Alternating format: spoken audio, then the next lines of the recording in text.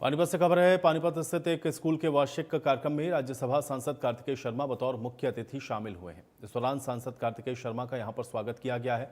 इस कार्यक्रम में ब्राह्मण समाज से युवा नेता चाणक्य पंडित भी मौजूद रहे हैं। इस मौके पर सांसद कार्तिकेय शर्मा ने एआई समिट में कांग्रेस के प्रदर्शन पर तीखी प्रतिक्रिया देते हुए कहा कि एआई समिट जैसे आयोजन किसी पार्टी विशेष के नहीं होते, बल्कि इनका उद्देश्य देश के युवाओं को रोजगार के नए अवसर प्रदान करना है। उन्होंने कहा कि इस कार्यक्रम में अन्य दलों के लोग भी शामिल हुए हैं, लेकिन कांग्रेस ने प्रदर्शन करके इसको कलंकित करने का प्रयास किया है। यह व्यवहार देश के भविष्य और युवाओं के हितों के खिलाफ है। उन्होंने कांग्रेस के इस कदम को अभद्र व्यवहार करार देते हुए कहा कि राजनीति से ऊपर उठकर होने वाले विकास कार्यों को रोकना अफसोसजनक है।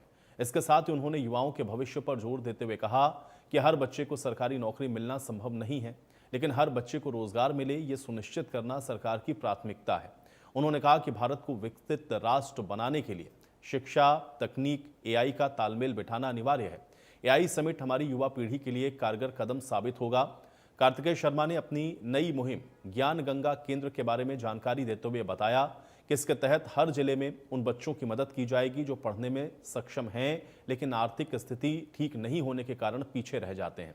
इस मुहिम के जरिए गरीब और मेधावी छात्रों को शिक्षा की तमाम सुविधाएं मुहैया करवाई जाएंगी।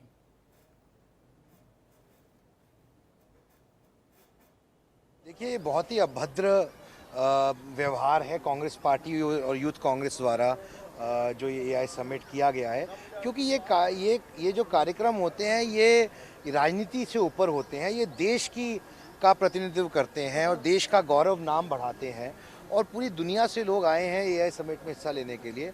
उसके ऊपर राजनीतिकरण करना ये अपने आप में बहुत ही अफसोसजनक बात है, और मैं समझता हूँ इसकी जितनी कड़ी से कड़ी निंदा की जाए कम है।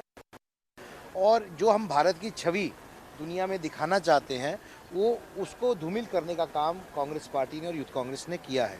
तो मैं समझता हूँ कि बहुत ही अफसोसजनक बात है, और देश की युवा पीढ़ी, जब देश की युवा पीढ़ी के लिए जो अवसर प्रदान करने के लिए एआई कॉन्फ्रेंस और समिट की गई, उसको कलंकित करने का काम कांग्रेस पार्टी ने और यूथ कांग्रेस ने। वो अपनी जगह है। जो यूजीसी का विषय है वो माननीय सुप्रीम कोर्ट के अधीन है, और जो विषय सबसे सर्वोच्च न्यायालय के अधीन होगा और जिसके अंदर अपनी प्रतिक्रिया सर्वोच्च न्यायालय दे चुका है, वो मुझे नहीं लगता कि मेरा उस पर कोई टीका टिप्पणी करना उचित है। लेकिन ये बात ज़रूर कहूँगा कि हाँ, कानून अपना काम करेगा और इंसाफ होगा। देखिए, एक बात तो तय है कि अगर भारत को एक विकसित राष्ट्र बनना है और हमें अपनी परिस्थितियों से उभरना है, तो हमारे को अपनी एजुकेशन को, अपनी युवा पीढ़ी को, उनके भविष्य को सुनिश्चित करने की और सुरक्षित करने की ज़रूरत है। और एआई एक ऐसा माध्यम है जहां पर हम उसको सुनिश्चित करने में और बच्चों को, युवा पीढ़ी को ऐसे नौकरियों के अवसर मिल सकें और ऐसे सृजन हो सके अवसर, ये बहुत एक अच्छा मौका है। और मुझे नहीं लगता है कि हर बच्चे को सरकारी नौकरी हमें मिल सके, और उसके हेतु ये बहुत ही महत्वपूर्ण कदम है जिसका फ़ायदा हमारी युवा पीढ़ी को उठाना चाहिए। जो पाठशालाओं का आपने भी कोई मुहिम चलाई है स्कूलों, जिलों में, वो क्या है? देखिए, मैं एक ज्ञान गंगा केंद्र के तहत हमने शुरुआत की है, जहां पर जो बच्चे खासकर अब हर एक ज़िले से जो सक्षम नहीं है या जिनके परिवार सामर्थ्य नहीं है, उनको हम मदद करने का प्रयास कर रहे हैं इस कैंपेन द्वारा, ताकि उनको सबसे अच्छी उत्तम तकनीकी एजुकेशन, एआई प्रॉम्प्ट इंजीनियरिंग और अनेक प्रकार की सुविधाएं मिल सके और वे उनको मौके मिल सके। क्योंकि हमारे बच्चों में प्रतिभाओं की कमी नहीं है, कमी अवसरों की है। अगर हमारे को उनको अवसर प्रदान करने हैं, ये प्रयास है हमारा। मैं मानता हूँ कि लगभग 10 से 12 हज़ार करोड़ रुपये इनडायरेक्टली हरियाणा सरकार को मिले हैं, एग्रीकल्चर सेक्टर को और अनेक सेक्टरों के अंदर, खासकर डेटा सेंटर के अंदर भी जो एआई से जुड़ा हुआ है।